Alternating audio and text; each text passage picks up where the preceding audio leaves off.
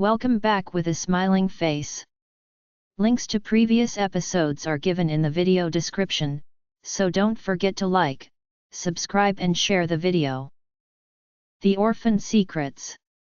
Episode 3. Chapter 16. Levi's POV. After getting kicked out of the castle and placed into a cottage within the Blue Lake territory, I looked at the boss and couldn't fathom what spot he was thinking. We needed to be inside the castle to figure out where Project Gemini was and to get them out of here before anyone noticed. By all intents and purposes, he just inged up our chances of doing that. "What are you looking at?" he asked me when he finally realized I was glaring at him.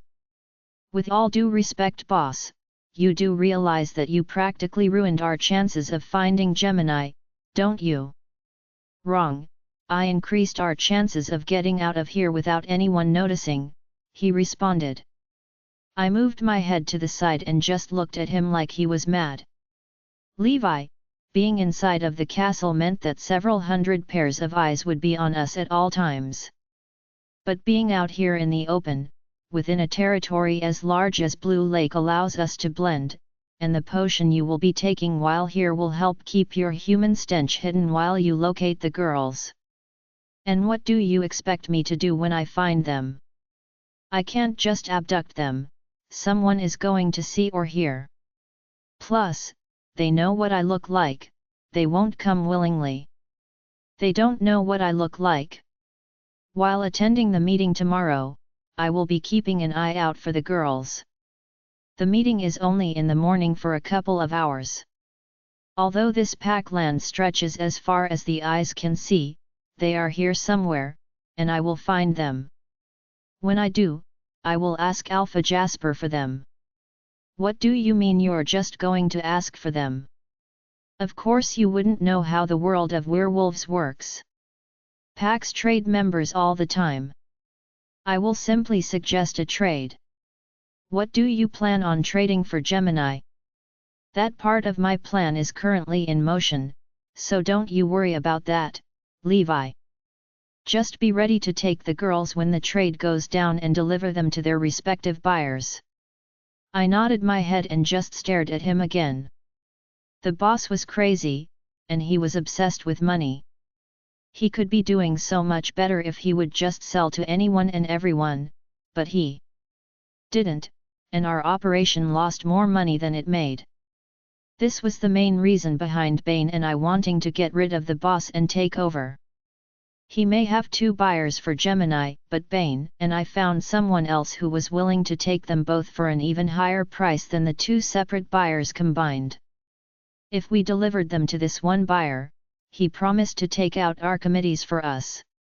I'd have to put up with his SHT for a little while longer while he located the girls, but after this job, I was determined to take over. "Levi. Did you hear me?" "Hey? Sorry, boss, no I didn't. I was thinking of how I was going to deliver the girls without anyone noticing them missing. I told you to make sure that you make friends with the beta and gamma of this pack. Try to get some information out of them when it comes to the girls. If this pack is as ridiculous as I think they are, then they should easily spill the beans about anything new that has happened here recently." "Understood, boss," I replied. I grabbed my bag and went up to the guest room in the cottage, finally sprawling out on the bed. There was nothing for me to do until tomorrow and I honestly was too wiped out to even care about anything at this moment in time. But I did have one major concern now that I thought about it. Who spot were the beta and gamma of this pack? Saren's POV. "Saren, I cannot believe you did that. I know, girl. That was awesome. Don't encourage her." We were all sitting in Jasper's office after dinner was finished, and Jasper was not at all happy with the fact that I kicked out an alpha into a guest cottage when all alphas should be staying in the castle as part of the alpha meeting taking place tomorrow morning. "Saren, I get that he insulted us and our pack, but he is an alpha, and he's our guest," Jasper scolded me again. Well, I commend her for what she did, Milan answered while rubbing her stomach. I may not have been at dinner because I was resting, but hearing from Jason what happened, that Alpha Martin needed to put in his place. It's Alpha Marvin, babe, Jason corrected. Same difference. The fact of the matter is, he insulted our Alpha, disrespected our Luna, and insulted our pack. He had no right, she responded. You guys, Elder Jonah was present, there was no need for Saren to take it that far, Jasper interjected. Elder present or not, this is our pack, and I did what any self-respecting Luna would do. I stood up for my pack and punished that dares insult it. I also don't trust him in the castle. He's bad news, and I will be damned if he and his human sidekick stay in my house. I defended myself. You said it, Saren. If I were you, I would have done the same. Melody agreed, giving me a high five. Hold up, did you just say human sidekick? She immediately questioned after our high five. I looked at her with wide eyes and pressed my L.P.S. tightly together. I refocused my gaze to Jasper, and he gave me a not so very happy look. Oops, was all I could say to her. Saren. Sorry, I got caught up in the heat of the moment. How spot did a human make it onto our territory? And does he know what we are? Melody shouted. He's trying to mask his scent. To everyone else, he's going to smell like a wolf, but I can obviously pick up on his human scent. I also know for a fact that he knows what we are, which is why I'm very skeptical about trusting this new Canadian Alpha. Nothing against those that come from Canada, but there is something off about this Alpha. I would love to read his mind, but someone won't let me use my powers on the guests, I said looking directly at Jasper. Everyone else also looked at him disapprovingly. Though I understand that I abuse my powers at times, in cases like this, my powers were most relevant and could help us tremendously, but Jasper was always so cautious now. Even more so since Elder Jonah and the other elders were currently on the premises for the Alpha meeting. Jasper, maybe allowing Saren to use her powers on Alpha Marvin would come in handy.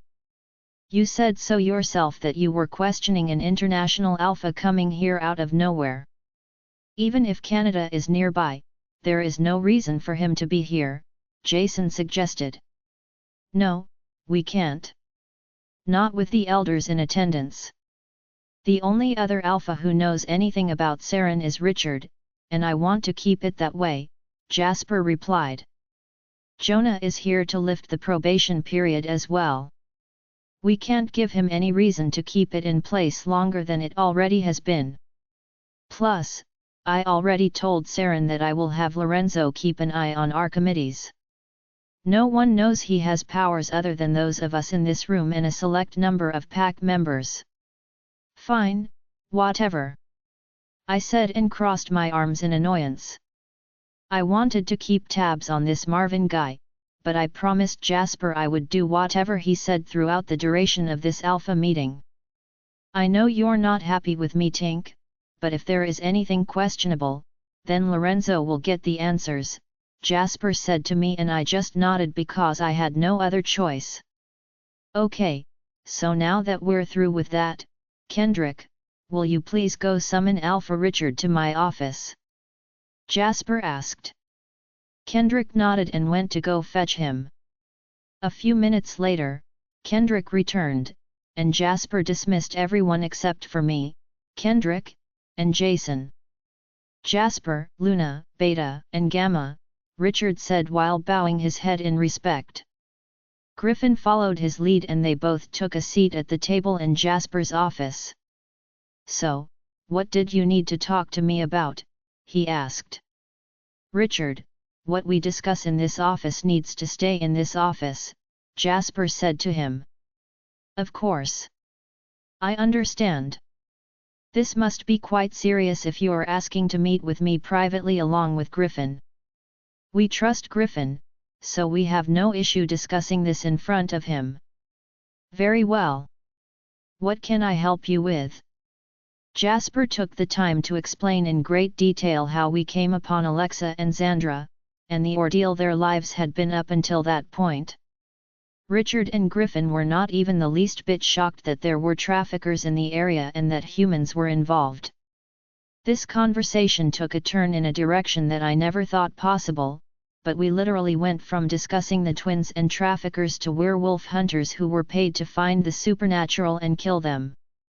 I was always under the impression that humans weren't aware of our existence, but I guess my sheltered life of slavery really prevented me from knowing just how terrifying the real world actually is. I thought turning a child into a slave was heinous, but that seemed so minute compared to some of the SHT that Jasper and Richard were discussing. Okay, so back on topic, Richard said. Who are these girls? Their names are Alexa and Xandra, and we've been told that they're of alpha blood, I answered him. They just turned 18 not too long before we found them, and they've yet to shift into their wolf. Is there a reason why they're not shifting? Griffin asked. Is there a reason why they're not shifting? Griffin asked. I think they're afraid, I answered. Where are they from? Richard inquired. Dr. Andrews attempted to do some kind of tooth isotope analysis test, but he said that it was inconclusive, Jasper replied. I see. Well, this is new to me as well. I haven't heard of any pack having suffered a kidnapping of any kind. Well, we don't think that they were kidnapped from a pack per se, but we think they have been taken from somewhere more important, I said to him. He and Griffin gave me a funny look as they tried to make sense of what I said. Alpha Richard, have you ever heard of the Lunar Kingdom? Kendrick asked him directly without any hesitation. That story of where the higher powers come from. We all nodded our heads. Well, yes, but only in stories and fables. What do these young ladies have to do with a fictional kingdom? Richard, we have reason to believe that the kingdom is real and that these girls are from there, Jasper said to him. Richard's eyes widened, and Griffin looked a little more lost than someone should be. I know it may sound crazy, but we've obtained evidence from multiple sources that this is highly probable, and we need your help to keep the girls safe. If this is true, then I will do what I can. If these girls are this special, then they must be protected from whoever the trafficker is at all costs. It sounds like they were attempting to breed the girls and profit from it, Griffin interjected. We all nodded our heads because all of us had also come to the same conclusion. Jasper, what do you need? Richard asked. I need you to use your connections and resources to find the traffickers. My line of business can't handle something like this, and according to my cousin in Las Vegas, this is bigger than we could even have anticipated. I don't care how much it costs, we need to find these men and put a stop to this. I couldn't agree more. Let me see what I can do. Thank you. Of course, Richard said. We sat in silence for a moment before he broke it again to ask a question. Jasper, would it be possible to meet these girls? I don't see why not, but it is up to them if they want to meet someone new. They're still quite skittish and untrusting. As they should be, given the life they endured for so long. They were lucky to have landed on your territory and not someone else's. Saren, do you think the girls would be willing to meet Alpha Richard and Griffin? Jasper asked me and I shrugged my shoulders. Let me go ask them, I replied. I'll mind link you, I told him and stood up. I gave him a quick kiss on the cheek and made my way to the other side of the castle and down to the second floor wing where they were staying. We made sure that the guest alphas were in the west wing while the girls were in the east wing. This ensured that no one would run into them as long as they didn't wander around. When I entered their wing in the guest quarters, I saw that their door was open. I peeked my head in and saw them sitting on Xandra's bed in the back corner, and she was braiding Alexa's hair for her. "Knock, knock," I said while knocking on their door and going in. "You guys doing okay?" I asked, walking over towards them. "Yeah, we're fine," Alexa answered. "Stop moving!"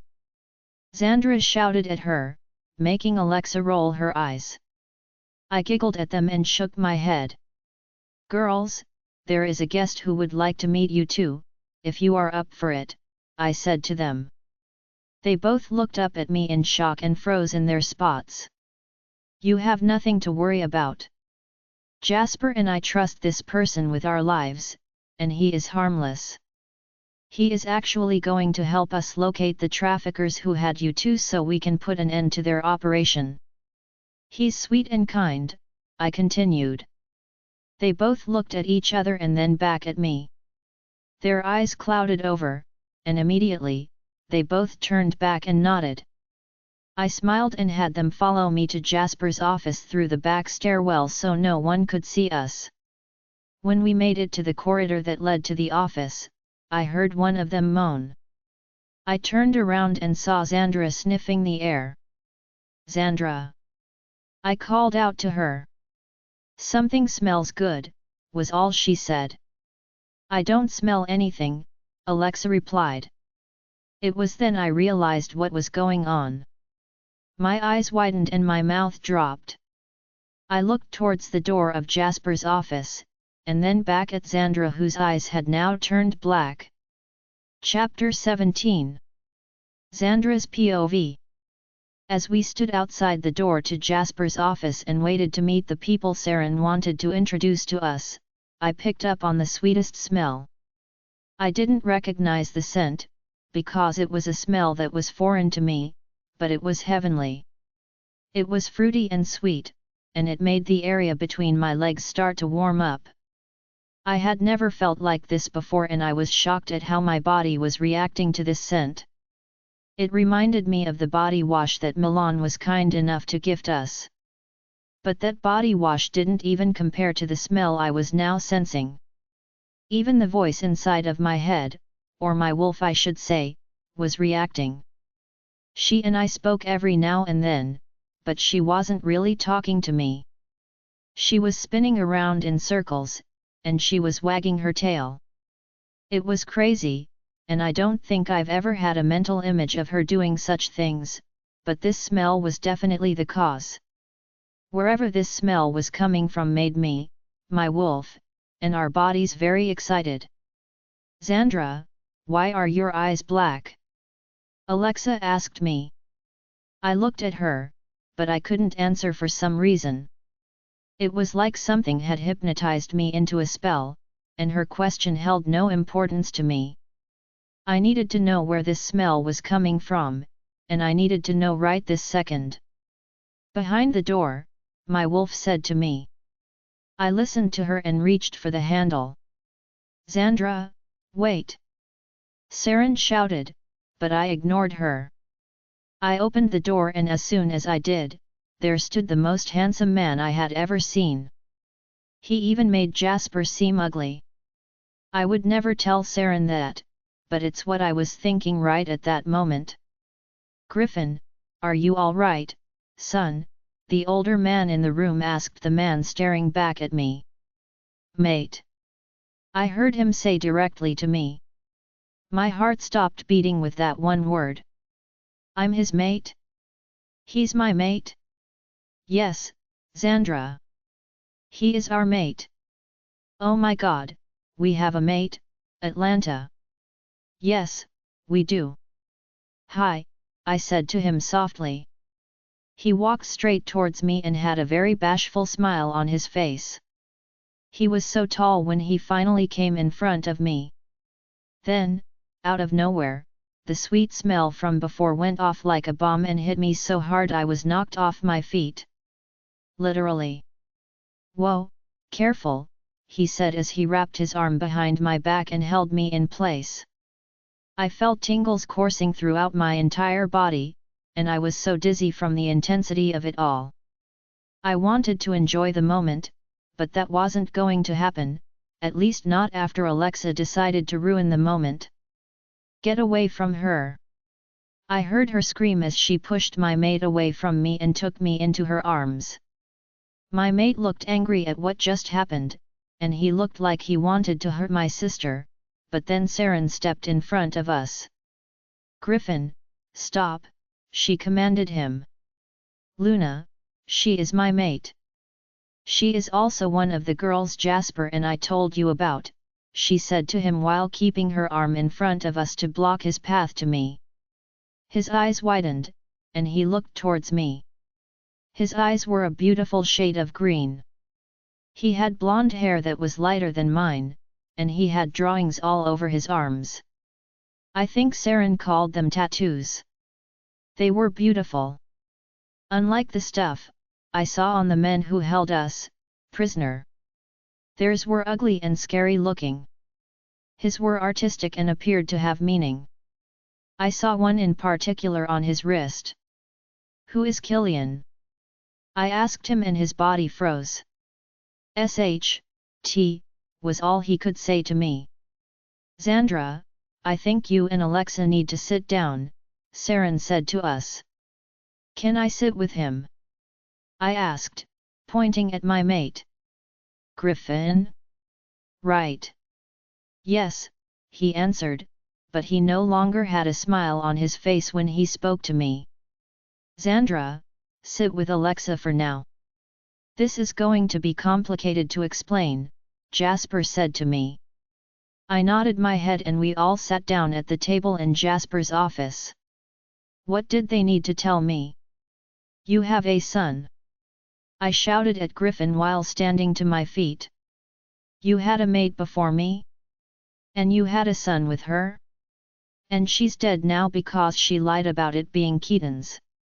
I had so many questions running through my brain after Saren and Jasper explained everything from the beginning. Well, she's dead for a different reason, but to answer all of your other questions, yes, Saren answered. I looked at her and then back at Griffin who just had his eyes closed. Why? I screamed. Xandra? Alexa asked, tugging my arm. Why was I given a mate who has already had one and even had a child with? Is my luck that SH,TTY? First I'm born in a cage, treated like an animal, electrocuted time and time again, jump into a freezing cold lake, and get my hopes up about finding true love, only to be given someone who wasn't even made for me in the first place? Saren. You lied to me. I didn't lie, Xandra. I told you about second chances, remember? But I never thought that you would be a second chance to someone else, she answered truthfully. I looked over at Griffin who hadn't said a word this entire time. His eyes were focused on the floor. After hearing what mates were about, the passion, the love, and the romance, I was so excited and looked forward to the day that I would find mine. But it was all a lie.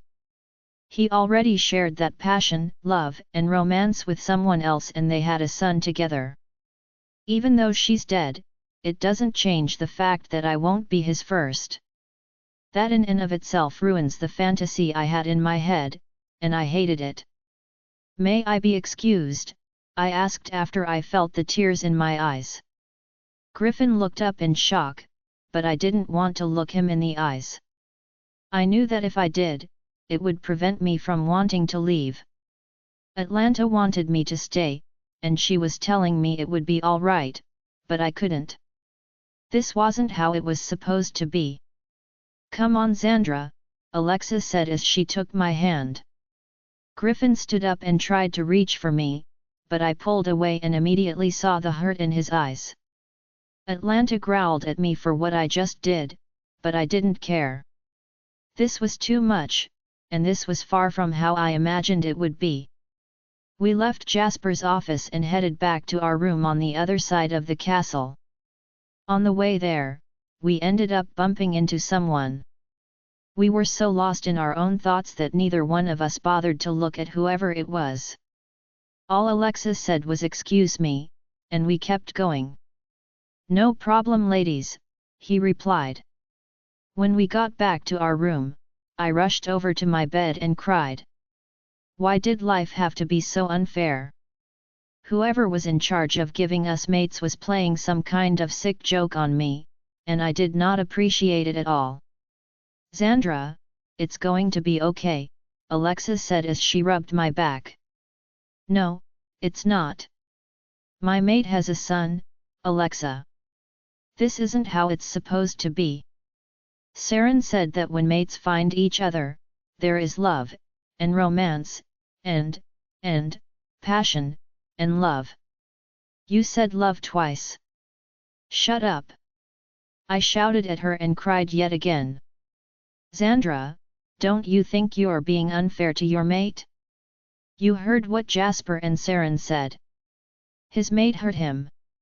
She rejected him through a written note and lied to everyone that their son was Keaton's.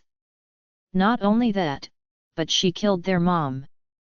I understand that you being mated to someone who already had a mate before seems unfair to you given all that we've been through, but if you think about it, he never got to experience all those good things that mates bring.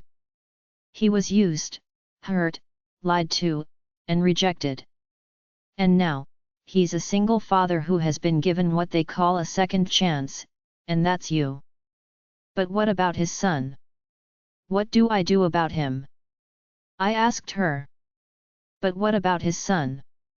What do I do about him?" I asked her. "What do you mean?" "There's nothing you do about him, you're going to have to accept the fact that he exists and try to be in his life. That is if you want to be in Griffin's life. What if I don't want to? Then you'll be the second person to break Griffin's heart and it will be for selfish reasons, just like his first mate.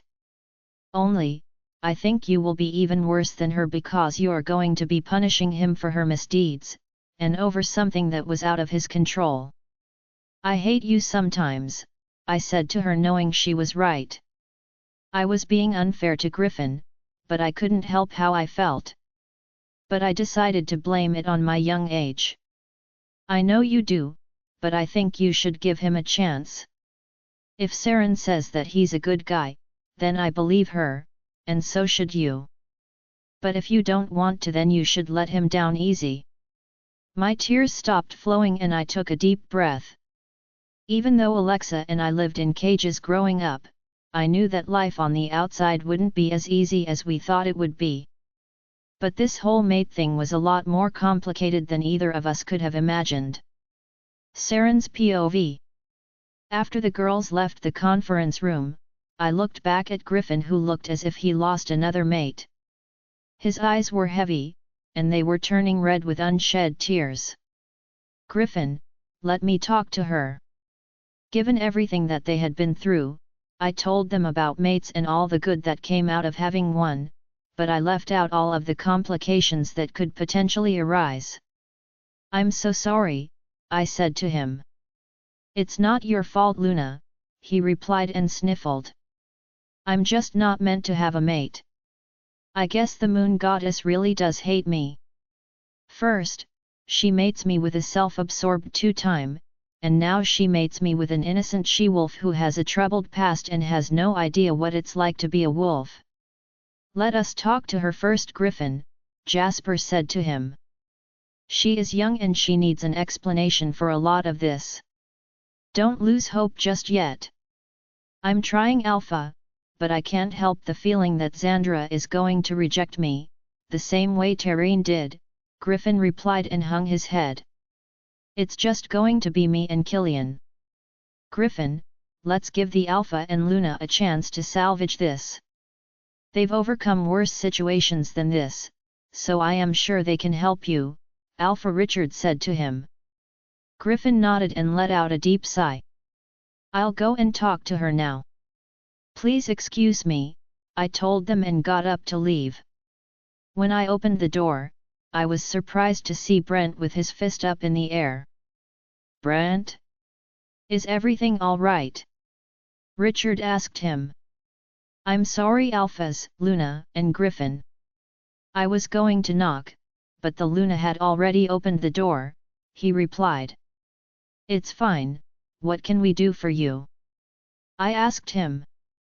I think something is wrong with me. We all looked at him and gave him funny looks.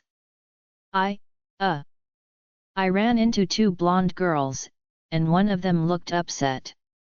The other one that was consoling her gave me this weird feeling, and I think my heart is about to jump out of my chest and I feel like I can't breathe. My mouth dropped. No way, I said and looked back at Jasper. It can't be. Luna? Is everything okay? What's wrong with me? Brent asked. Brent, son, I think you may have just found your mate, Richard said to him. And she just happens to be the twin sister to Griffin's second chance mate. Could this situation get any more complicated? Chapter 18. Brent's POV. When Richard told me that I ran into my mate in the hallway, I thought he was pulling my leg. It wouldn't be the first time I was attracted to a girl who was supernatural, considering that is how I was kidnapped last year. Once I saw the reaction of Jasper and his Luna, I knew that Richard wasn't in with me. If she's my mate, why didn't she react to me when we crossed paths? I asked no one in particular. It's possible she was too preoccupied with helping her sister that she didn't sense it. It's not that uncommon for mates to be distracted when they meet their mate, Richard replied to me. It's true, the same thing happened when I met Jasper, the Luna confirmed. Okay, but now I want to know what had my mate so distracted that she didn't notice me even though we literally collided with one another, I told them. It's my fault, Griffin answered. My mate is her sister, and she saw the tattoo of Killian's name on my wrist. Oh! Was all I could say. Yet. I mean, I accepted the fact that I became a father at 20, but Xandra didn't sign up to play stepmom to Killian. You can probably guess how she felt once we told her everything. Her name is Xandra. I asked Griffin, and he nodded. What about my mate? Her name is Alexa, the Luna replied. Now gentlemen, if you will excuse me, I need to go speak with them, she said and left the office. Why do I get the feeling that there is more to this than what I was just told? I turned and asked Griffin. Because there is, Alpha Jasper replied. He spent the next 30 minutes explaining to me what happened with Alexa and Xandra and the life they were rescued from. Hearing all of the horrible things they endured while growing up and how they were found by the Blue Lake Pack had my wolf Chaos and Griffin's wolf Havoc seriously about to wreak chaos and havoc. What I went through was horrible enough, but hearing that Alexa was physically tortured and then sold for profit along with her sister had my blood literally boiling. How spot! I shouted, slamming my fists on the table. Calm down, Brent, Richard said to me. Calm down? How spot am I supposed to calm down, sir? My mate. The one made for me was treated like an animal since the day she was born. I screamed at him as I felt myself beginning to lose control. Havoc was pushing his way through and he was scarier than a pissed-off rhino when angry. I'm not even going to pretend to know what you're feeling, but we are guests here and we need to be respectful to pack members and their property. He looked down at the table and I followed his gaze. I finally noticed I cracked the table earlier. I'm sorry, Jasper. It's fine. I think it's time someone other than myself broke it for once, he replied with a smirk. I nodded my head and sat back down.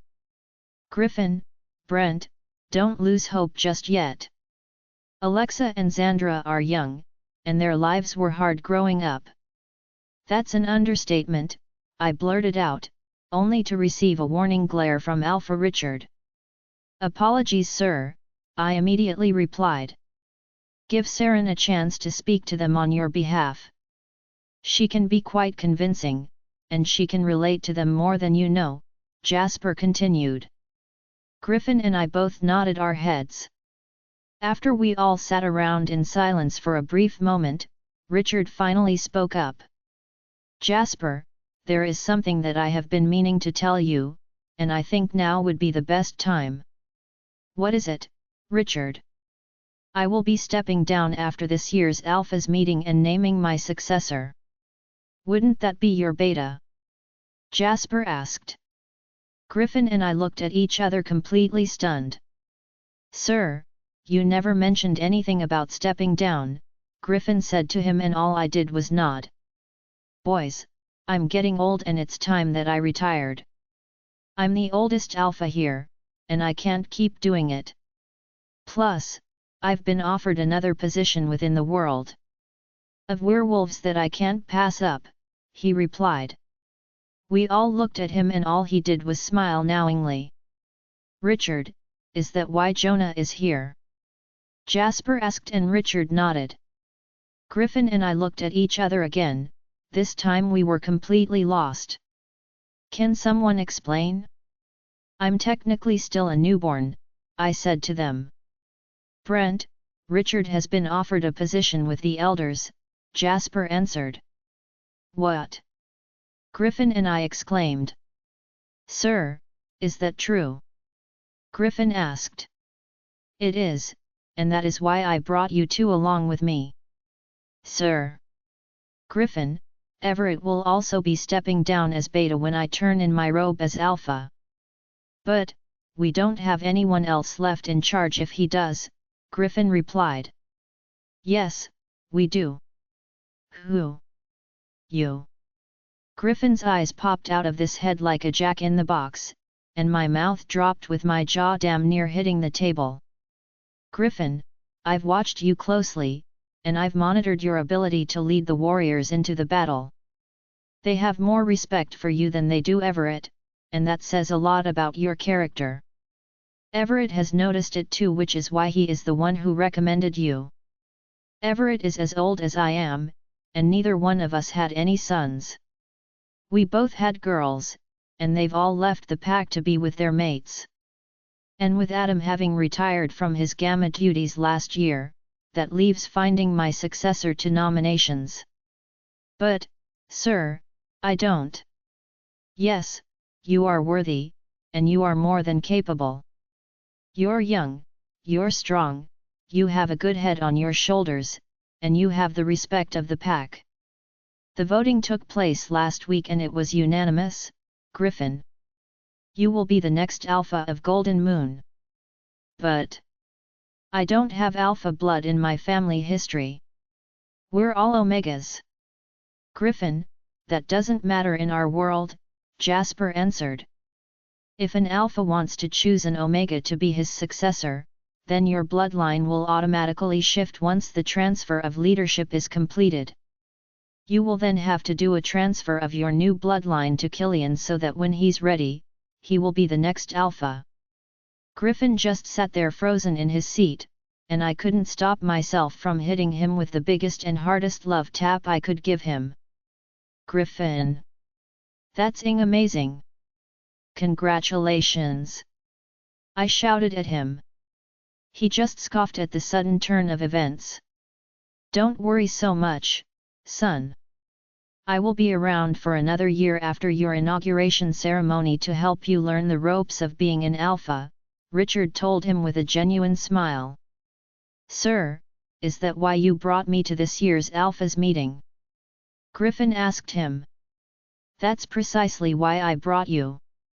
You need to learn the ins and outs of these meetings, and I figured now would be the best time to start. Also, I want you to get acclimated to working with Jasper. He's been doing this for almost a decade now, and he's an amazing Alpha. He has some flaws, just as everyone does, but he's a good role model, and I know that he will be a mentor to you once I officially take my place as an elder. But remember, I will always be around to guide you. I don't know what to say to all of this, Griffin said softly. You don't have to say anything, but I think you should take time to figure out who your beta and gamma are going to be. Griffin looked up at him, surprised. I have to decide. Of course. The Alpha chooses his second and third in command if there is no one else with the birthright to those positions. Think long and hard about who you will choose. Whoever they are, they will need to be people you know will help you run the pack and keep the pack's best interest at heart. People you know will not take the power of leadership for granted. Then I already know who my beta is going to be, Griffin answered right away with a straight face. Really? Richard asked and Griffin nodded. Who? Griffin smirked and immediately locked eyes with me. Saren's POV. As I made my way towards Alexa and Xandra's room, I caught the scent of something familiar, something unwelcome. I turned the corner before their corridor and heard a voice. Boss, I've found them. I found Project Gemini. It seems you're not as useless as you seem, Levi.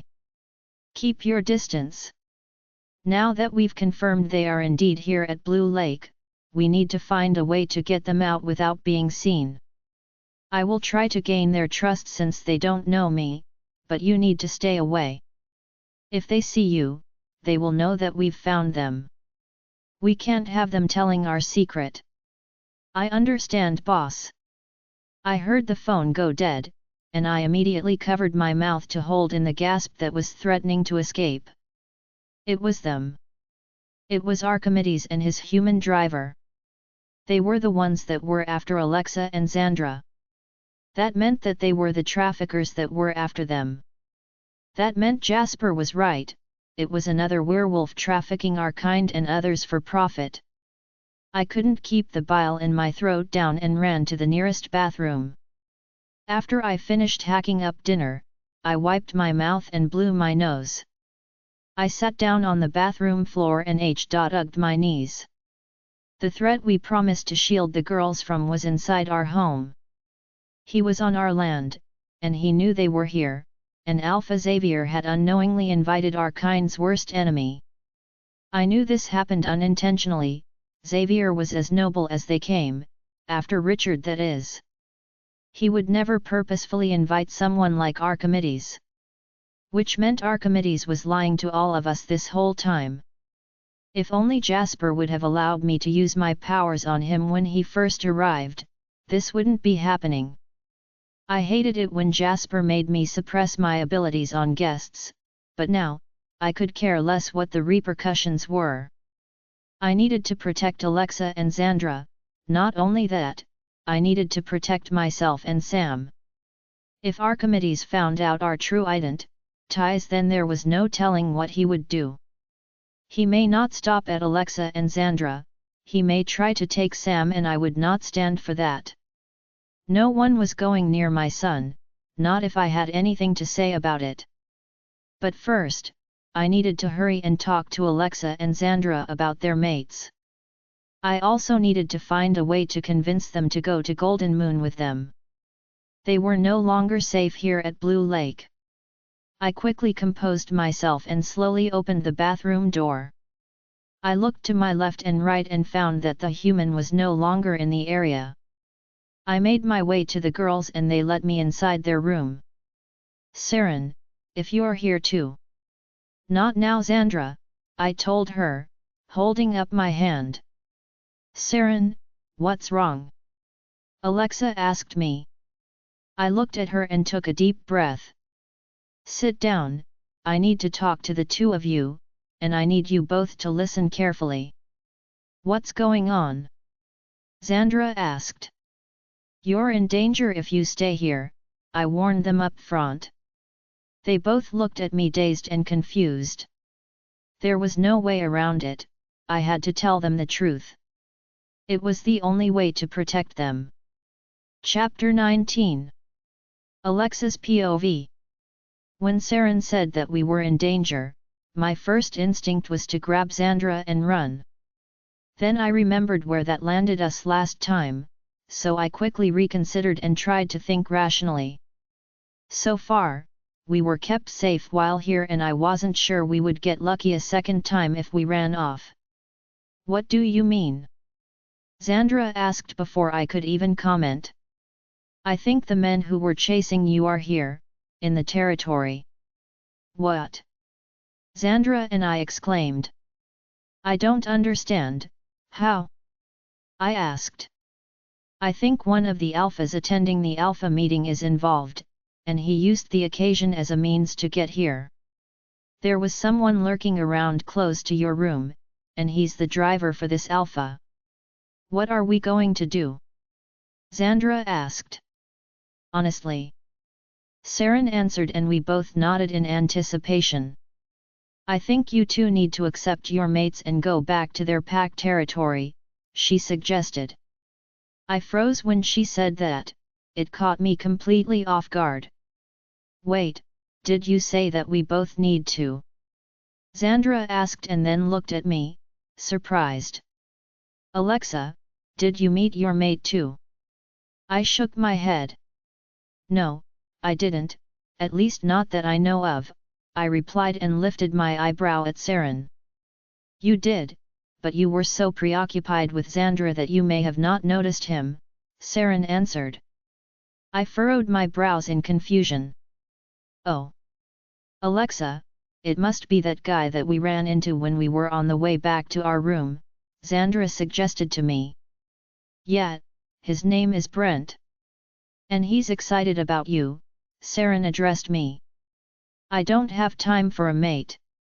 I need to take care of Xandra, I responded habitually. It sounded like nonsense when compared to the imminent danger we faced. Alexa, that's how this whole mate thing works.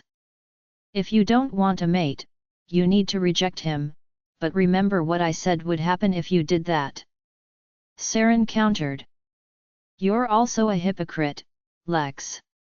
You just said that I shouldn't do that to Griffin, but you're saying that you won't even give your mate, Brent, the time of day, Xandra snapped at me. I also don't need your protection.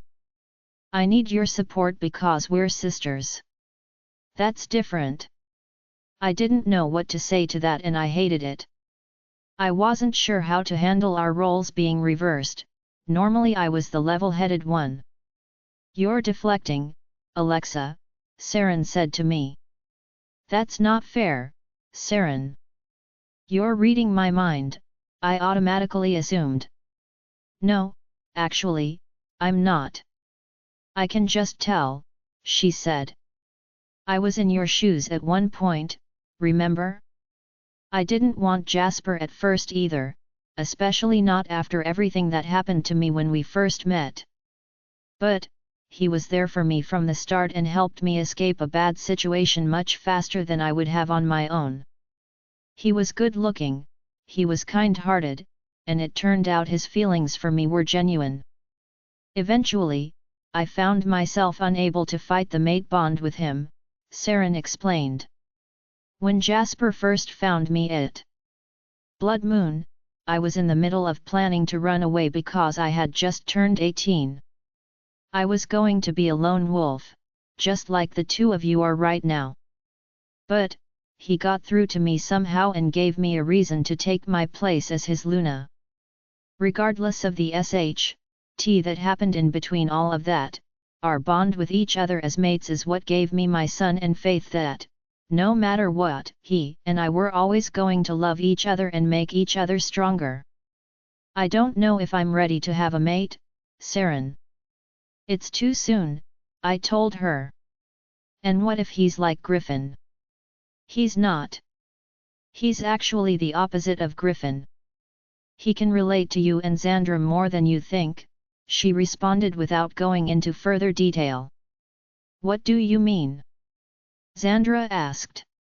He should be the one to tell you everything, but just like I found myself in a safer place after coming here with Jasper, I think you two will be safer going to Golden Moon with Griffin and Brent.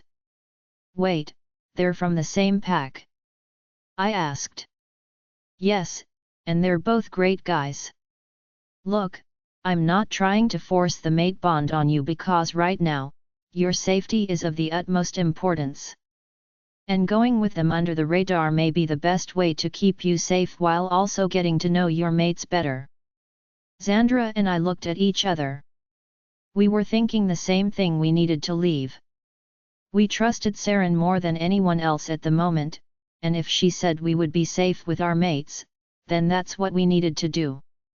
Tell us what to do next, I said to her, and Xandra nodded in agreement. You two will be moved to another room immediately, and we're going to have to do that with the help of Olivia. Saren had us stay in our room while she went to go get Olivia. We knew that Olivia was a witch, but we weren't sure how she was going to help us get to a new room without anyone seeing. A few minutes later, Saren came back with her.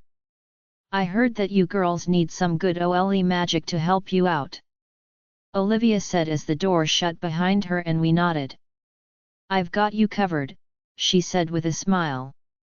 Come on, take my hands. We did as we were told and each held onto one of her hands. Olivia, take them to the guest room on my floor. The room to the left of Sam's nursery, Saren told her. I got it, Olivia confirmed, and the next thing I knew, it felt like my body was floating mid-air. Then, all of a sudden, we were in another bedroom. I snatched my hand from Olivia and puked. Oh dear, I should have warned you. Teleporting can cause some nausea, Olivia said, patting my back. When I was done, she spoke some words in a language I had never heard before, and the puke stain I had just made was gone. Did you just say we teleport? I asked while still catching my breath. Yes, we did. It's a new ability I developed over the last few months. It's been a while since I created brand new abilities, so I've been using it quite frequently around the castle, Olivia said matter-of-factly. Where are we? Xandra asked. This is the guest room on Saren and Jasper's floor of the castle. No one is allowed up here without proper credentials and explicit permission, so whoever is after you won't be able to find you up here, she replied. We both nodded, and a few seconds later, Saren came in with Jasper, Griffin, Alpha Richard, and someone else. The moment I looked into his eyes, I knew this person had to be Brent, my mate. My wolf was going crazy because she wanted him, even though I was trying to fight it. But he smelled so good it had me borderline melting on the inside. Whatever this smell was, it had my mouth watering. It almost smelled identical to the scent that filled the kitchen whenever Mr. and Mrs. Williams baked cupcakes. I could almost taste the sweet frosting scent coming from him. Alexa, our mate. He's so handsome. I know, Brooklyn, he really is. Don't reject him. You heard what the Luna said. I don't want to, but we don't have time to fall in love. Our lives are in danger again. But our mate will protect us. You need to believe in the mate bond. We were given him as our mate for a reason. I wanted to say more to Brooklyn, but she had already blocked me out. She was adamant about accepting Brent, but I didn't think I could go through with it. Saren, what are we doing in the guest room? Jasper asked her. I knew I didn't like Alpha Martin, she began. It's Marvin, Tink, Jasper corrected her. Who cares? The point is, he's bad news, and he's here for Alexa and Xandra. What? All of the men shouted. I saw his human driver by their room, and he was on the phone with his boss. The voice on the other end was Marvin, Saren emphasized and continued to explain, and he ordered the human to get the girls. We looked at Saren since she had yet to tell us exactly what was going on as well. Luna, are you saying the Alpha from Canada that Xavier invited is after our mates? Brent asked. I never heard him speak until now, and, I had to admit, his voice was soothing to me. Alpha Jasper, you told us what the girls had been through, but you didn't mention that they were still in danger. Griffin shouted. I wasn't aware that they were until right now, Jasper answered. This is exactly why you shouldn't restrict me from using my powers, Jasper. I could have prevented this from the very beginning. Saren exclaimed. Powers? Griffin and Brent questioned. Saren, Jasper growled. No, I don't care anymore. Yes, powers. I have powers because I'm not an ordinary werewolf. If you think the SHT that happened last year was crazy, just wait until you find out who I am. But we'll save that for another time. I have powers, and I plan to use them to keep these girls safe. As well as Olivia here. Hello, I'm Olivia, and I'm a good witch, she said cheerfully. Jasper, you never told me you had a witch in your pack, Richard said. It was never my intention to deceive you, Richard, but I felt it was necessary to keep things discreet. We don't have time to be discreet anymore, Jasper. The girls are in danger, and they need to leave Blue Lake right now, Saren said to him. What? Saren, where are they supposed to go? With their mates. The room fell silent. I found myself looking at Brent and he was looking back at me. This was all too much too soon, but I had to uck it up for the time being if it meant that Xandra and I would be safe. This makes a lot of sense now, Jasper said. What does? Saren asked. Why the girls are mated to Griffin and Brent, he replied. All bets are off, we need to tell everyone everything right this instant, he continued. Saren looked at him like he was a lunatic. Jasper, we can't, Saren said to him. We have to, and you will understand why. But I need everyone to have a seat and listen very carefully. Olivia, please put a barrier around the room. Even though it's soundproofed, we can't risk anything. As you wish. Olivia's eyes started to glow as she held out her arms. Okay. Here goes nothing. All of our mouths were hanging open by the time Jasper finished telling us what he needed to say. To hear that Xandra and I were some kind of special treasure stolen from some mystical kingdom where all of the gods and goddesses of the supernatural lived was utterly insane. So you see, I don't think the timing of your decision to bestow the Alpha TLE to Griffin and him choosing Brent as his beta, was mere coincidence, Richard. With the girls being of Alpha bloodline and descendants of the moon goddess, it was meant to be, Jasper divulged to all in the room. Wait, you're saying that Xandra and I are goddesses reincarnated? I demanded to know, totally mind blown by what we just heard. Not reincarnated, Alexa. Reincarnation means being born again into another body or being. Our understanding is that those from the kingdom are reborn into their original bodies, they're just no longer immortal, Saren replied. Griffin, Brent, Richard said. Sir, they both replied. Everything discussed tonight stays between us, and we are not to speak to anyone about Luna Saren's abilities. If your mates are as special as they are believed to be and that they were trafficked for that very reason, then as it stands, the Luna could also be in danger if her secrets are revealed. Or even the Alpha pup.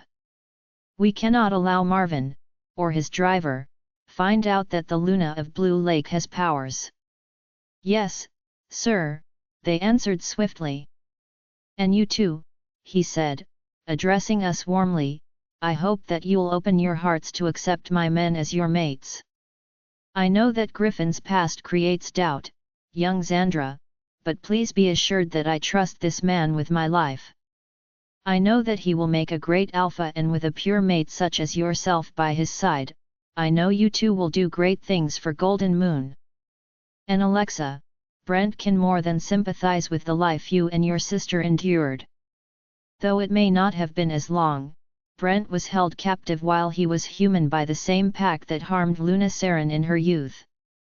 I looked at Saren when he said that, and she nodded in confirmation.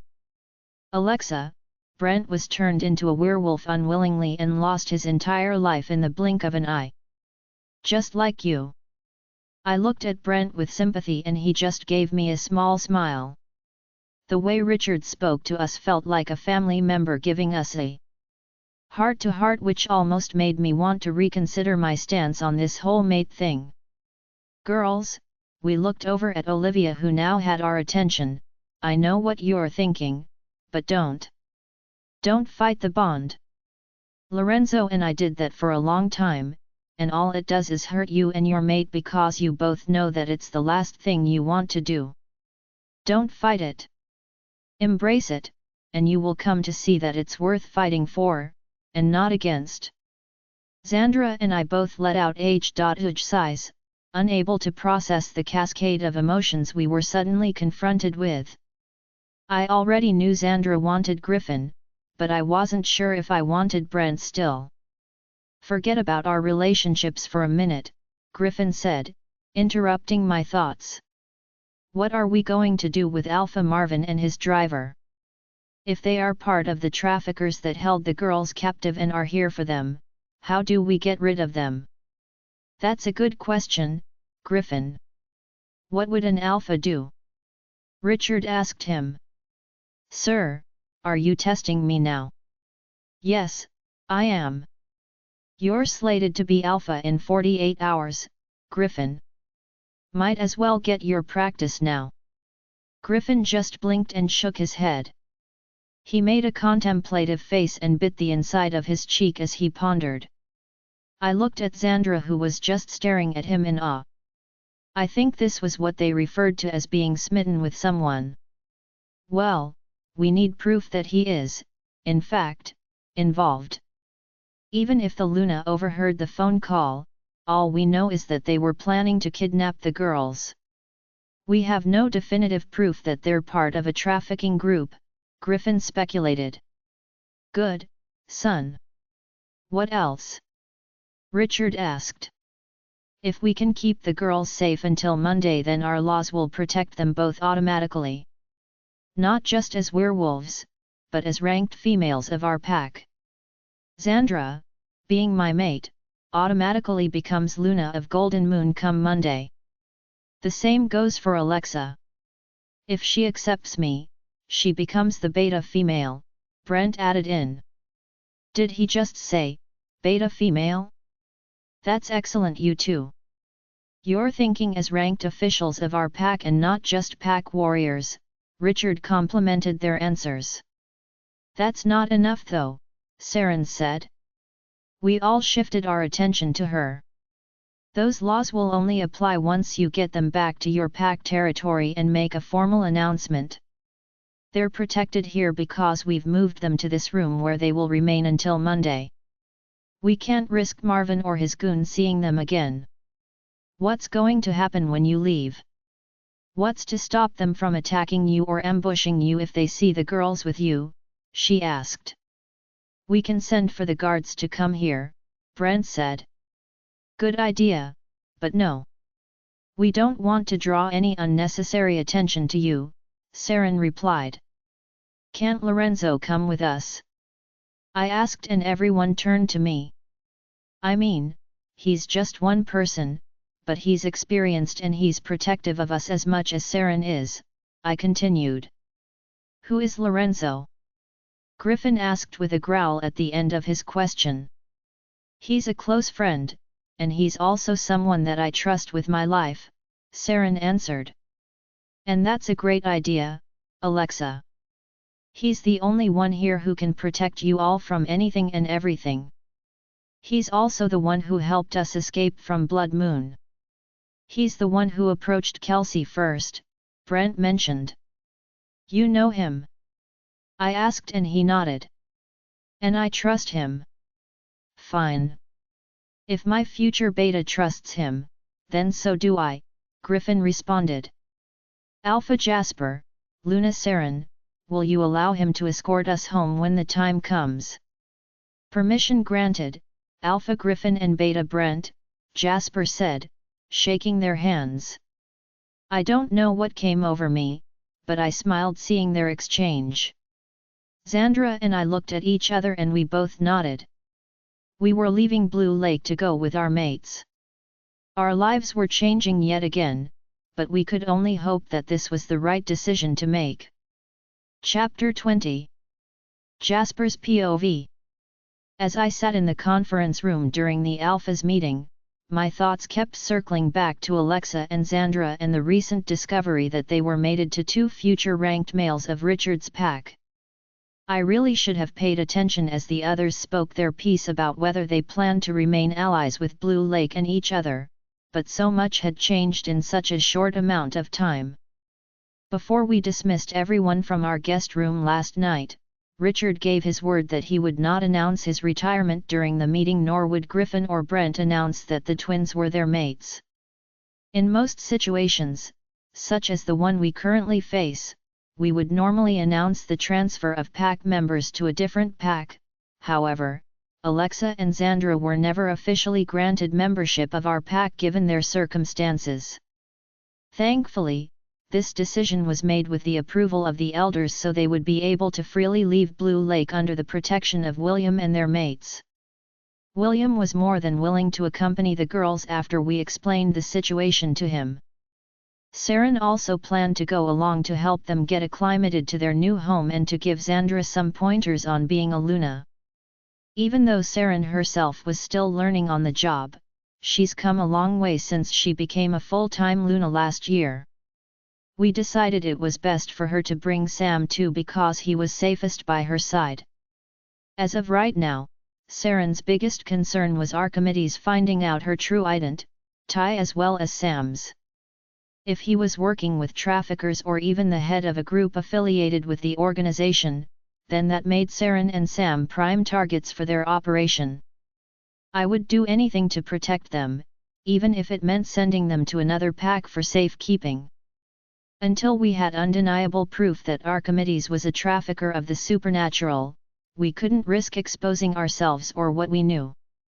Alpha Jasper. Yes, Elder Jonah. I asked, realizing that I completely drowned out the meeting. Do you still wish to be neutral with all of the packs in attendance? Yes, Blue Lake will remain neutral with all domestic packs. Domestic only? Jonah asked. Yes, Elder Jonah. Domestic only. I refuse to be neutral with a pack from out of the country. Let alone with an alpha who disrespects my Luna and insults my pack, I replied, staring directly at Archimedes. I think you're taking things a little personally, don't you? He asked me with mockery in his tone. It seems to me you lack the common decency to understand when you have crossed the line, I replied, refusing to engage in his mind games. Saren is not only my mate and Luna, she is the love of my life. I love her with every fiber of my being, just as any other man in this room feels for his destined mate. Your disrespect towards her last night is nothing I can forgive for the sake of business. I would gladly cut ties with every pack leader in attendance if any one of them showed even an ounce of disrespect towards her. Alliances are a nice commodity to have, they're not a necessity, at least not for my pack. My pack has approximately 500 pack warriors, 200 pack personnel including medical and legal, and another 200 young wolves in training including infant pups. That's approximately 900 total, 3 times more than any pack being represented here. Saren is the Luna to them all. So? Excuse me. I said, so? You say you have 900 pack members and just because your mate is the Luna over all of them, it doesn't mean every single one is willing to lay down their life for her. Rumor has it she already abandoned your pack once. What's to stop her from abandoning them again? Saren's absence at that time was for the sake of her health and mental well-being. This happened after we were both manipulated by the use of dark magic from a pack member. Therein lies my point, Alpha Jasper. You boast of having strength in numbers and yet one has already gone the distance to betray you both. What is there to stop others from doing the same for the right price? You can't possibly know if something like that would happen again, or could you? I knew right then that he was trying to manipulate me into revealing information, but I wouldn't give him the satisfaction. I don't know what you're trying to insinuate, Alpha Marvin, however, you are right about one thing.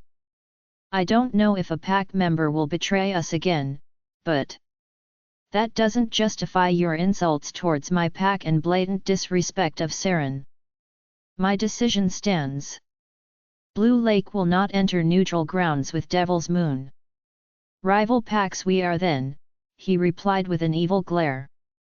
Thankfully, as the meeting progressed, 7 of the 12 remaining packs also decided not to form an alliance with Marvin's pack.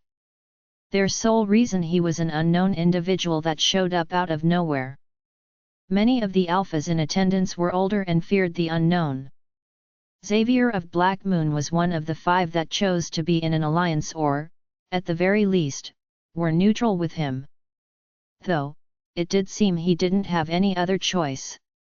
Despite Xavier's obvious distaste for Marvin following the events of last night, it appeared his hands were tied in remaining neutral with his pack. This got my attention and made me wonder what Marvin could be holding over Xavier. Well, gentlemen, that concludes this year's Alphas meeting. Please remember that decisions made here today cannot be changed until next year's meeting. As of yet, we have not had any incidents. Let us try and keep it that way. Yes, Elder Jonah, all of the Alphas replied in unison. If there is nothing else, then... Actually, there is one other thing, Archimedes said, interrupting Jonah. Yes, Alpha Marvin, what is it? Jonah asked, slightly irritated by the rude interruption. Alpha Jasper, rumor has it you took in a couple of new wolves, is this true? Marvin asked. His question caught me off guard, and I immediately looked to Jonah and Richard. Even they were caught off guard. I don't see how my business is any of your concern, Alpha Marvin, I quickly deflected. And where did you hear this? I followed up. My driver and I heard several of your pack members talking about it. It's also why I asked if you take in strays. You see, I recently had 2 wolves run away from my pack. They were in the middle of being arraigned for crimes they committed, and I was wondering if the 2 newcomers to your pack are the same 2 I am hunting down. Do you have a picture of the wolves in question? I asked, and he immediately flinched. I was fairly certain the photo he had, if any, were of them bruised and beat up. I think it would be easier if you showed them to me. Then I can verify if they are indeed the girls I am looking for. I paused for a second, knowing that he wanted to see the girls with his own eyes. Alpha Marvin, without showing proof that you lost pack members, I feel this is some kind of witch hunt. Are you just going around to nearby packs and asking if they took in any new wolves? How do you even know that they're still alive? Richard asked. If they did indeed run away, then they are considered rogues by our laws in the United States. Should they have stumbled into unknown territory, they would have been killed on sight. Marvin froze, knowing that he couldn't provide an answer. If he did, he would tip his hand, and that was the last thing he wanted to happen. Alpha Richard has a point. Without proof of their escape from your pack, then I see no obligation to show you who I took in, I replied. I watched as his brow twitched in frustration. Well, that settles it, gentlemen, the meeting is adjourned, Elder Jonah said, and dismissed everyone. Before Marvin could counter anything, all of the alphas dispersed, including Richard and me. Alpha Marvin, please exit the conference room, I said to him, holding the door open for him to leave. His brow twitched again, and he reluctantly withdrew. As he passed by, I watched as he took out his phone and seemed to be texting someone. Once he left the castle to return to his guest cottage, Richard came up to me. After we made sure Marvin was out of earshot, he asked me, on a scale of 1 to 10, Jasper, how bad is this situation? If he suspects that we know something, then it's a 10. But we have the upper hand since he has no idea the girls left the territory during the meeting, I replied. Richard looked at me and nodded his head once. Richard, I'm trusting you. Not just with the safety of Alexa and Xandra, but the safety of Saren and my son. Don't worry, Jasper. They will be completely safe at Golden Moon for the interim. I will make sure that no harm comes to them. Additionally, with Mr. Rossi's assistance, I'm sure that they will be fine. After all, your mate is not ordinary, and considering how much faith you have in Mr. Rossi, I assume he isn't either. Did this guy ever miss a beat? I looked at him in shock. Jasper, you have a terrible poker face, but I do understand the need to keep his tie and abilities secret. Correct me if I'm wrong, but he's like your Luna, is he not? Powerful and rare. I can't discuss this in detail as it is not my place without his permission, however, what I can tell you is that there is no one else in this world that would do whatever it takes to protect Saren and Samson. Richard nodded and took his leave. Although it was only Saturday, most business matters were handled today and the majority of alphas never wanted to stay longer than absolutely necessary, so most, if not all, were planning on leaving this evening. Alpha Jasper. I turned to see Elder Jonah. Elder Jonah, what can I do for you? I asked cautiously. What is Marvin's infatuation with the girls you found? He asked me. I honestly don't know, sir. But I doubt he was forthcoming about why he wanted to see them. Most alphas would take the loss and move on, but he came all the way here at the invitation of Alpha Xavier. He seems squirrely, for lack of a better term, I replied. Yes, I do find it suspicious, his last-minute addition to the meeting I mean. But given Xavier's hostility towards him, something tells me that Xavier did not want to invite Alpha Marvin, but rather was forced to. Sir? Did you sense that as well? I asked. Of course. I've been around for many years, Alpha Jasper, and even I know when something doesn't seem right. I will have to speak with the other elders and see if we need to do something about this Alpha. Unfortunately, because he is from Canada, we may have to reach out to elders over there to see if they can provide some insight to this man. I looked at Jonah and contemplated if I should confess everything I knew to him, but decided against it. Having already been on the elders' SHT list this past year, I needed to maintain plausible deniability until proof could be found against Marvin. Especially considering he's from out of the country. Elder Jonah, what about the situation regarding my probation? I asked. Yes, that's actually what I wanted to speak to you about. The other elders and I feel that you have served your sentence well, and no other issues have arisen that would require us to further observe you. You are free to run your pack as you see fit, Alpha Jasper. I'm glad that things with you and Luna Saren are back on track, and the future of her kind will prosper. Let me know if there is anything you need from the Elders' Council, we are always here to help when we can. Thank you, sir. I will, I answered and bowed my head respectfully. He put his hand on my shoulder and walked away.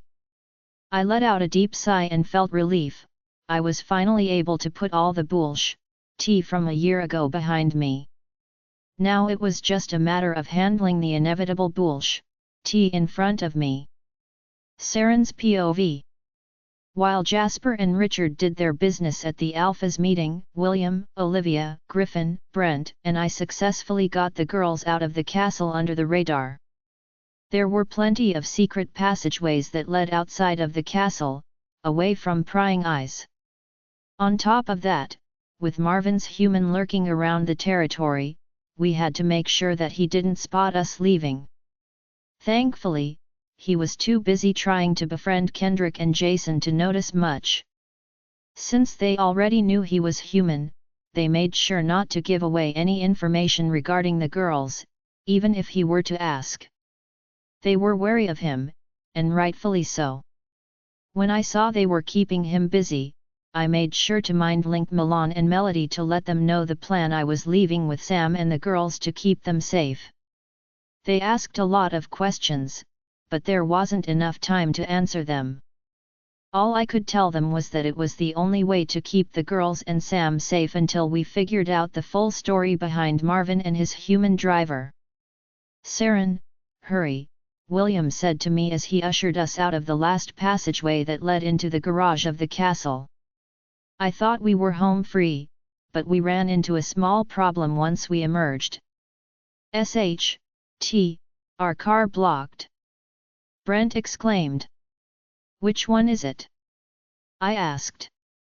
"It's the silver Bentley in the back." "I guess that's the biggest downfall, being the first to arrive," Griffin said, looking at our predicament. "Saren, there's plenty of room to maneuver the cars around," William said to me. "Why can't we just get Olivia to teleport the car outside?" I asked.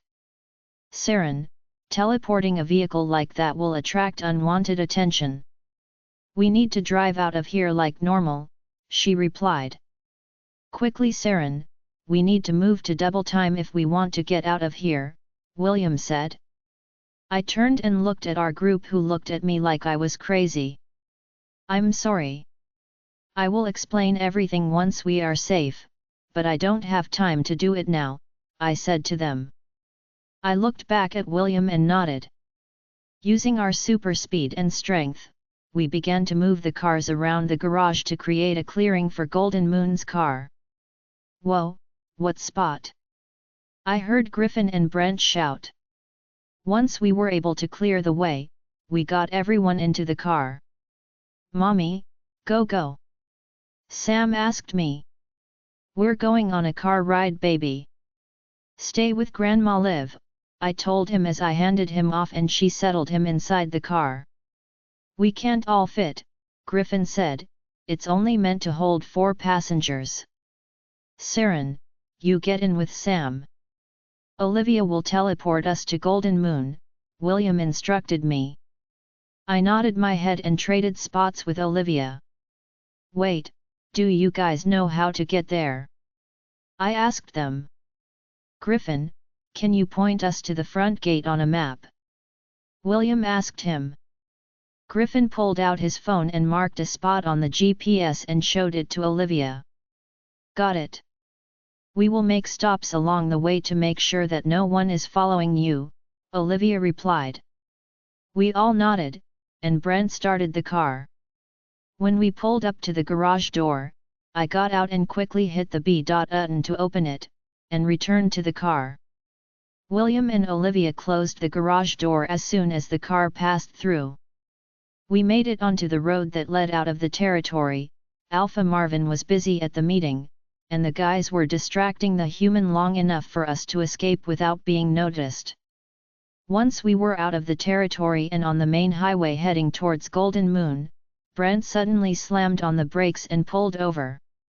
"What the hell?" we all shouted at him. Brent just looked at us. "What? How the hell is Richard supposed to get home?" Chapter 21. Griffin's POV. "You sure?" "Okay, yes sir, we made it back to the pack without incident." "Affirmative, right. See you soon." "We good?" Brent asked after I hung up the phone. "Yeah, everything is good now, Brent. Richard will catch a ride with Gerard, Alpha of the Night Forest Pack, as they pass through our territory," I answered back. Once we made it back to Golden Moon, I made sure to call Richard to find out how he planned to get home without us. After Brent pulled that stunt in the car earlier, it was all I could think about. I had to bide my time and delay calling until I knew for a fact the Alpha's meeting was adjourned, we didn't want to disclose that we already left the territory with Xandra and Alexa in front of Alpha Marvin. Brent and I went to Richard's office and tried to figure out how everything would play out. Throughout the entire car ride, Alexa and Xandra mind-linked each other back and forth and speaking only in the softest whispers with Luna Saren. "Griffin, what are we going to do about our mates?" Brent asked, almost rhetorically.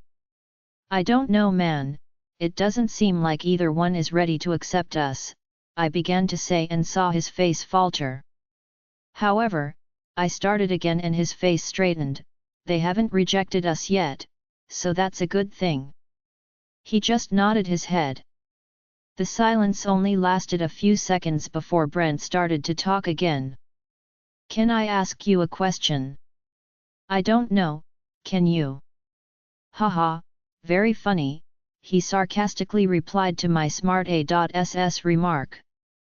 "Sorry, just trying to lighten the mood." "What's up?" "Why me?" he asked in all seriousness. "What do you mean, why you? Why are you choosing me to be your beta? There are dozens of others with far more experience and leadership skills." "Because you're the only one that would never expect it." "Exactly. I would never, because I'm not even a pure wolf. I was a human who got turned into a wolf, and not in the best conditions, I might add. I've only been a wolf for a year or so. And in that 1 year, you've become one of the strongest fighters within the pack and gained the respect of both Alpha Richard and Beta Everett. You may not be a pure-blooded werewolf, but you are pure of heart. It's honestly a tragedy what happened to you, kidnapped and taken from your loved ones, starved and traumatized while being locked in a cage, and then ultimately having your life taken by force to satisfy someone else's greed," I countered, trying to encourage Brent to see beyond his own perspective. "Look, I can't even begin to imagine what that feels like. But instead of being angry at the world or at our kind, you embraced it and led by example. A lot of the younger teen wolves look up to you. You're strong, kind, respectful and, most of all, you've earned my trust. As the future alpha of this pack, I need my second-in-command to be all of the above. If anything happens to me, I must ensure Killian has someone to guide him to be his own leader and to show him how to lead by example," I explained to him. Brent was silent as he did his best to process all of the information being thrown his way. As he was mulling everything over, there was a knock at the door and Everett, our current beta, came into the office. "Richard called me. He mentioned that he's told you everything about being the next alpha? Congratulations," he said to me, and I nodded. "So, how do you feel?" "Thank you, sir. Honestly, I'm honored, but also scared Plus." Everett let out a hearty laugh and said, "Yes, well, that is to be expected. It's not every day an Omega becomes the successor to an Alpha. Especially not one like Richard. And you," he began to say as he sat down next to Brent, "rumor has it you will be my successor." "Yes, Beta. That's what Griffin wants," Brent replied. "You're going to a fine Beta, Brent. Griffin chose well."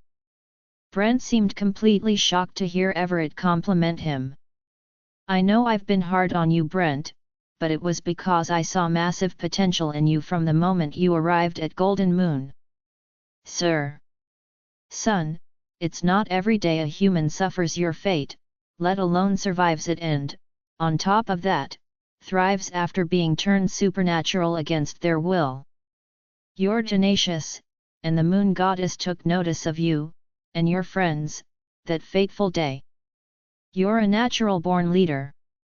"Everett, were you aware that Brent was the head of his student council when he was in high school?" I asked, putting Brent on the spot. "I was not, which further proves my point. It wasn't mere coincidence that Blood Moon took young, affluential humans. You had something to give. I mean that with all due respect. What happened to you was unfair, but you endured it nonetheless and came out on top without being resentful of our kind. That speaks volumes of your character," Everett said, essentially repeating everything I had already told Brent. "Did you guys mind link each other about this pep talk or something?" Brent asked, making us laugh. "No, it just means we agree that you're the best choice to be the next beta. I would be honored to name you my successor," Everett responded and placed his hand on Brent's shoulder for reassurance. "Thank you, beta. That means a lot coming from you." Everett gave a nod of approval before changing subjects. "So, correct me if I'm wrong, but did I see the Luna of Blue Lake and 2 other young ladies arrive with you today?" he asked us and we both nodded. "Who are they?" "Our mates," we both replied in unison. Brent and I spent the next hour informing Everett of their situation and why they were here all of a sudden along with Luna Saren. Brent's P.O.V. After the beta was brought up to speed about everything that happened at Blue Lake, to say he was shocked would be an understatement. It was almost amusing to see Everett's jaw hit the ground the way it did when we told him about our mates' lives prior to literally landing at Blue Lake and being of alpha blood. Not to mention, whoever was after them actually managed to weasel their way into Blue Lake and discovered them. Everett eventually went on to say he believed that was the reason the Moon Goddess chose us as their mates. Given our roles as the next leaders of our pack, it only made sense we would be mated to alpha females. After our chat in Richard's office, I decided to go find Alexa. Part of me hoped I could persuade her to accept me as her mate without forcing it, the other part just wanted to be near her. Griffin had explained the pain of rejection to me already and that wasn't something I wanted to experience. All that was left for me to do was the same thing I did with my high school girlfriend, the one I had to leave behind. I was going to be my smooth, silly A.SS self and make her see that I was worth it. I went around the pack house and greeted those who greeted me and made my way towards the guest area where we put Luna Saren and the girls when we arrived. Everyone was shocked to see a Luna but excited at the same time. From what I knew, the previous Luna, Richard's wife, passed away during the childbirth of their 3rd daughter. When I approached the room where the girls were staying, I saw the door slightly ajar. I quietly made my way closer to see if they were in there, and it was confirmed after I heard 3 distinct voices. "Girls, we're here, and it's not like you 2 are going to be leaving anytime soon," I heard the Luna say. "What are we supposed to do, Saren?" That was Alexa asking. "What do you mean?" "They're your mates. Griffin is Xandra's and Brent is yours, Alexa. We're here. They've obviously accepted the 2 of you, so what is stopping you from accepting the 2 of them? Xandra, you're already contemplating running to Griffin and throwing yourself at him to apologize for last night about the whole Killian thing. And you, Alexa, you want Brent as much as he wants you. I could sense it last night when he was in the guest room with us. You're playing hard to get, and you're using Xandra's vulnerability at being with an already once mated mate as a scapegoat to put feelings for your own mate aside. That's not true, Alexa denied. Please, you looked at Brent the same way I looked at Jasper when I first met him. You both looked at your mates that way. What way? Both girls exclaimed. With hearts in your pupils. We did not. Keeping telling yourselves that, and Brent. I jumped when Luna Saren called me out. It's not polite to eavesdrop, she said as she fully swung open the door. I was caught red-handed and didn't know what to say. Seriously, what is it with guys and eavesdropping? Tell me, Brent, does seeing a door open ajar automatically signal an invitation to spy? She asked me and all I could do was gulp hard. I wasn't sure if I was supposed to take that question seriously or not. Growing up with 4 older sisters, I knew that open-ended questions like that were a trap and decided to keep my mouth shut. I guess he knows better than Jasper, Alexa said. Hey, I guess so, Saren replied. I just lifted an eyebrow in response. Did you need to talk to me or Alexa? Ahem, Alexa please, I responded after clearing my throat. The Luna turned around and looked at Alexa. Alexa stared back blankly, not moving. Alexa, your mate wants to speak with you, alone, Saren told her. Alexa was still staring without saying a word. Xandra finally elbowed her. Hey? What? Alexa finally responded. Xandra just pointed at me. Oh, yeah, sure, she said to me. She got up from her seat and came towards me, and I led her out of the room. Before we got too far, Saren called out to us. If you hurt her, you'll never see yourself as Beta. I stopped mid-track and turned around to look at her. All she did was a wink and closed the door. I blinked several times at the fact that she just threatened me at my own pack. She's not serious, is she? I asked Alexa.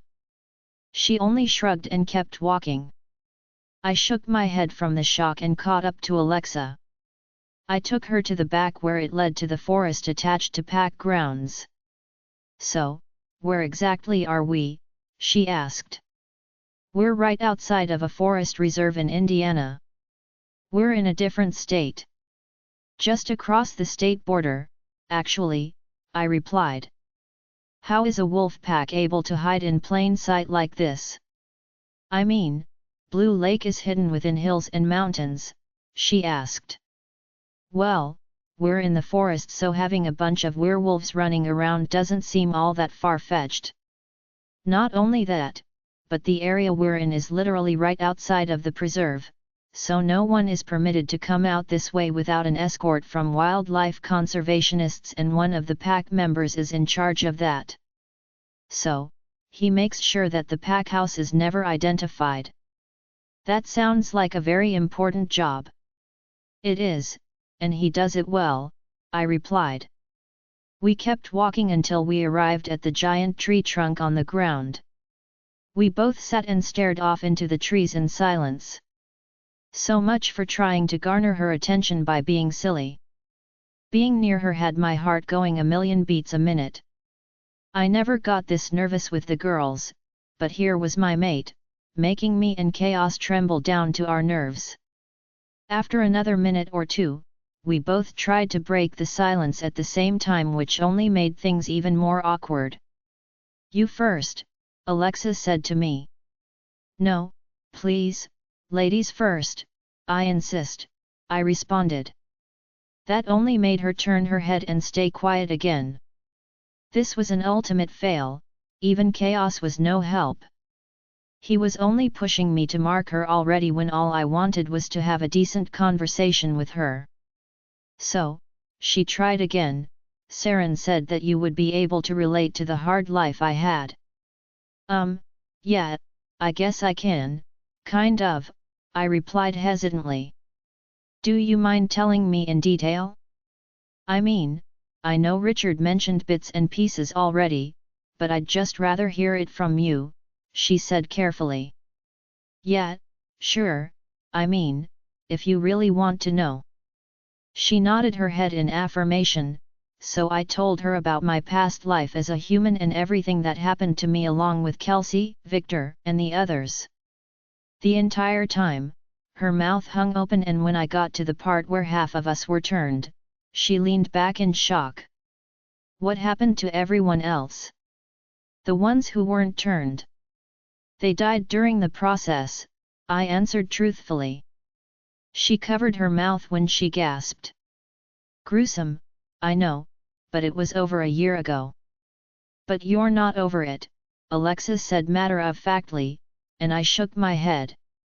I guess you really can relate to what Xandra and I went through. I can, but we were never tortured the way you two were. Not physically anyway. I mean, They starved us, yet, but they wouldn't risk physically harming us. The smell of human blood would have been too strong. It would have drawn too much attention, I explained to her. Plus, it was only for a little over a year. You spent your entire life enduring that hardship. I doubt it's the same. It's close, and I guess you and your friends really are the only ones that would have some kind of idea what we went through. You guys along with Saren. Yeah, I heard her story. It's tragic what happened to her, but she came out of it just fine. Just fine? Alexa questioned. Do you know what she had to go through to get to where she is right now? I've heard small tidbits from rumors that spread from pack to pack. Saren is some kind of special wolf who left her pack because of witchcraft used on Jasper. That's when she became Megan and went back to her pack as a different person. Not sure what happened in between all of that, but I know that Victor's mate Diana has something to do with it, I replied. Special is an understatement, Alexis said. Well, you and your sister are special too, and it's why you guys are in danger. Which is why you're here. Griffin and I are going to keep you guys safe. Because we're your mates and you basically have to, she said almost mockingly. Hey, I said and made her look at me, be that as it may, it's not the only reason.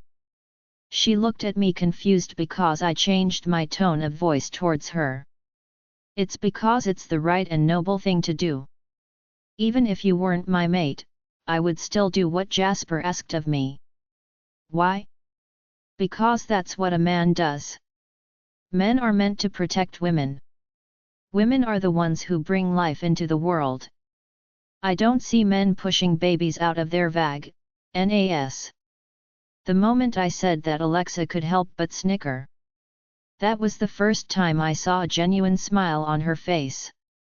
Last I checked, men don't have VS, she said. Yeah, well, any man that would harm a woman is APY as it is. So, they might as well have a VA because physically hurting a woman is not what real men do. She nodded her head and tried to hide her smile. I was starting to see a light at the end of the tunnel. Chapter 22. Xandra's POV. After Alexa left with Brent, it was just Saren and me.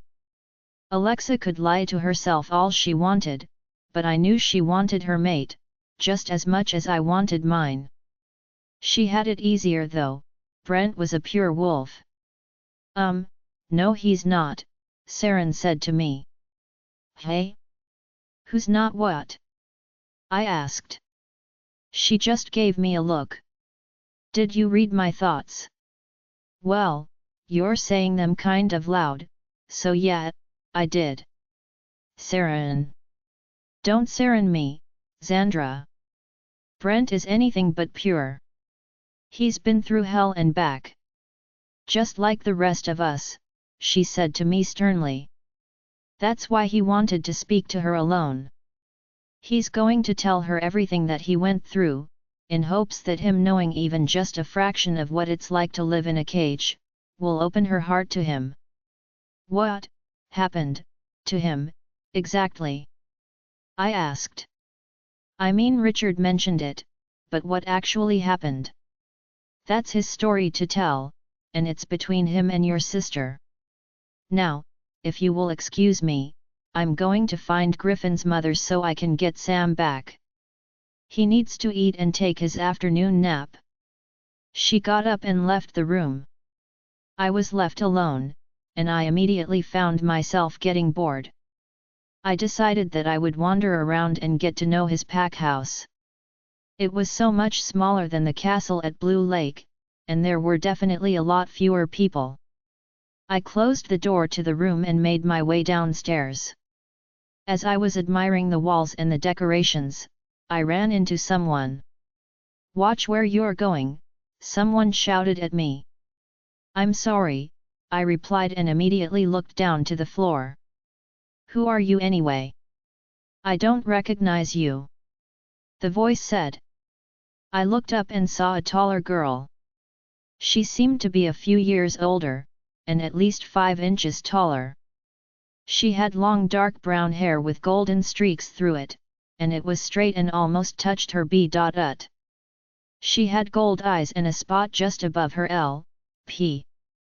"Hello, stupid, answer the question," she said, poking my shoulder and pushing me slightly. "My name is Xandra," I said softly. "Xandra? You're not a pack member here, so where spot did you come from?" "Maybe she's the hired help," someone else said. I looked around and 2 others with her. "Didn't Mrs. Vanderbilt say she was hiring new maids for the pack house?" "Oh, that must be it. You must be the new help. That's where you seem to belong, given the way you're dressed, that is," the first girl said to me while picking at the dress I was wearing. I looked at my clothes but didn't see anything that would suggest that I was meant to be a maid. "Is there a problem here?" I heard an unfamiliar voice. "Beta," all 3 of them bowed their heads. "Young lady, are you all right?" he asked me, and I nodded my head. "Beta," the new help ran into us and was being quite rude. "We were just telling her to hurry and get to work," the girl said to him. Her friends smiled and nodded with her. "New help?" he asked them. "Yes, Beta." Mrs. Vanderbilt had put it for new maids for the pack house recently, and Xandra here seemed to be a bit lost, so we. "That is enough, Lorelei." "Sir. She is not the new hired help. That request is still sitting on the Alpha's desk waiting for approval." "Beta, I don't understand, if she's not the new maid, then who is she?" the girl, named Lorelei, asked. She had a pretty name that went with her pretty face. Too bad her SHTTY personality cancelled them both out. "Who is she? None of your concern, Lorelei." I heard a very familiar voice and picked up on a very familiar and mouth-watering sweet scent. "Hi, Griffin," all 3 said to him and smiled really funny. "Keep smiling at him, I'm going to scratch that smile right off your face." "What did you just say to me?" Lorelei screamed. It was then I realized that I said that out loud to where everyone could hear. "Did you just threaten me?" she said and stepped forward, but the beta got in the way. "You're dismissed," he said to her. "What? Beta, she just..." I said, "You're dismissed," he growled at her. She and her friends backed away, but not before giving me a dirty look. "Oh, God, what did I just do?" I said to myself. "I guess there is some fire in you after all," Griffin said to me while holding my shoulders and lifting his brow at me with a smirk on his face. "What's going on?" I heard screaming. Saren asked, running up to us. "Luna, I think Xandra here made her first female rival," the beta said to her. "What?" A few of female pack members insulted her by calling her a maid, and openly root with Griffin, in front of her. And young Xandra's response was that of a threat to, and I quote, "scratch the smiles off their faces." "Oh. Yeah, that'll do it," Saren said. "I didn't mean it." Atlanta was growling. And then I got mad. And it just came out. And I couldn't stop myself, and I... Whoa, calm down, Xandra. No one's mad at you. It's natural to be possessive and jealous when someone RTS with your mate, Saren said, waving her hands at me, and then held my hands. "It is?" I asked. "Yes, it is." I looked over at Griffin and the beta, who were both just smiling at me. "Griffin, I'm glad I found you actually." "Is there something wrong, Luna?" he asked her. "Yeah," she said. "Where is my son?" "Oh, my apologies, Luna." He and Killian played in the sand and got a little dirty.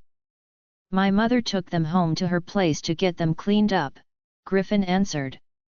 Come, Luna Saren, I will escort you. Thank you, Beta Everett, Saren replied and started to walk away. Xandra. Yet. Don't be stirring up trouble on your first day here. She winked and left. I felt my face turn red at that comment and I blew up my cheeks in embarrassment. I could feel Griffin come up next to me, and the warmth coming from his body gave me the chills, but in a good way. That feeling I got between my legs before came back, and I pressed my knees together to get it to stop. What in the world was happening to me? Xandra, you need to stop doing that, Griffin whispered in my ear. That sent, even more, chills through my body and I felt something drip from my private area. Xandra, stop. He said again. I don't know what you're talking about. I'm not doing anything, I said to him and put some distance between us. When I looked up to see his face, his eyes weren't green anymore, but they were black as the night sky. Xandra, my precious mate. It's good to meet you. My mouth dropped when that voice came out. It was lower and thicker than Griffin's, but for some reason, it didn't frighten me. WWH, who are you? I asked. My name is Havoc. I am Griffin's wolf, he replied and gently touched my cheek with the back of his hand. What did you do with Griffin? He's fine. I switched our minds and blocked him out, but it will only last for a few minutes. I need to ask you for something, and I don't want him to know. What is it? Whatever you do, do not reject him. What? Griffin has not been the same since our last mate hurt him, well, hurt us. Though I recovered from the pain, Griffin has not. Whenever he looks at our son, he sees himself in him, but more and more, Killian's features are starting to resemble his mother, Tarine. I blinked several times not knowing how to respond to that. I understand that your human soul is hurt by the fact that we once had a mate before you.